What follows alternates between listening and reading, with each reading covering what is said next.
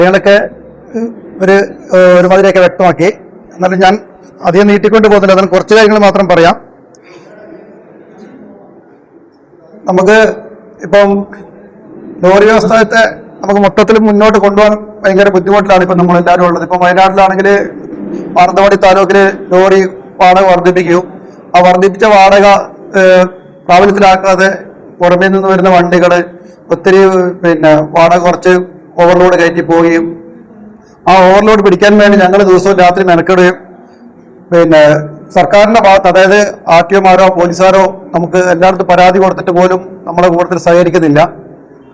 അപ്പോൾ അങ്ങനെയൊക്കെ ഒത്തിരി ബുദ്ധിമുട്ടുകളാണ് ഇപ്പൊ നമുക്ക് ലോറി വ്യവസായത്തെ മുന്നോട്ട് കൊണ്ടുപോകാൻ വേണ്ടിയിട്ട് മുന്നിലുള്ളത്. ആദ്യം എന്ന് പറയുമ്പോൾ നമുക്ക് ഈ 5 ടണ്ണിന്റെ വണ്ടികളും അല്ല 10 ടണ്ണിന്റെ വണ്ടികളിലായിരുന്നു പോയിക്കൊണ്ടിരുന്നത്. ഇപ്പൊ ഭാരത് ബെൻസ്, ഏഷ്യർ അങ്ങനെയുള്ള എല്ലാ കമ്പനികളും ചെറുവണ്ടികൾ കുറെ ഇറക്കിയിട്ടുണ്ട്.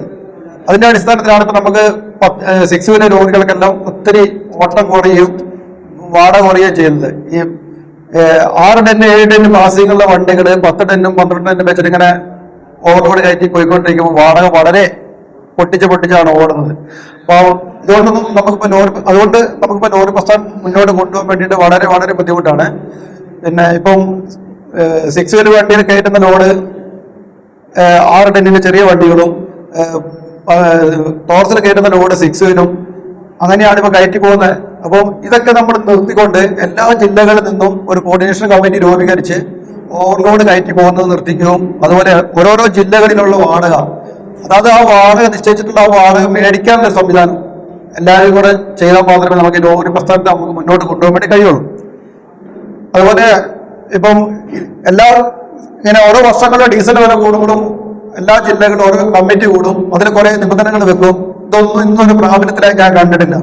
എന്നുവെച്ചാല് മീറ്റിംഗ് കൂടി പിരിയുമ്പോൾ എല്ലാവരും പറയുമോ നമുക്ക് അടുത്ത കോർഡിനേഷൻ കമ്മിറ്റി രൂപീകരിക്കാം, അടുത്ത എല്ലാ ജില്ലകളിലും വാടക വർദ്ധിപ്പിക്കാമെന്ന് പറയാന്നല്ലാതെ ഈ ലോറി പ്രസ്ഥാനം പിന്നെയും ആ പഴയ വാടകയ്ക്ക് പോകുന്നല്ലാതെ എവിടെയും കമ്മിറ്റി കൂടുന്നല്ലാതെ എവിടെയും ഒരു ലോറിക്കാർക്ക് വേണ്ട ഒരു കാര്യങ്ങളും ഇന്നോട് നടന്നിട്ട് എന്റെ അറിവിലില്ല. അതായത് ഇപ്പം വാടക തന്നെ വരുന്നത് അക്കൗണ്ടായ ശേഷം പല വണ്ടികൾക്കും വാടക കിട്ടാത്ത ബുദ്ധിമുട്ടുകൾ വരുന്നുണ്ട്.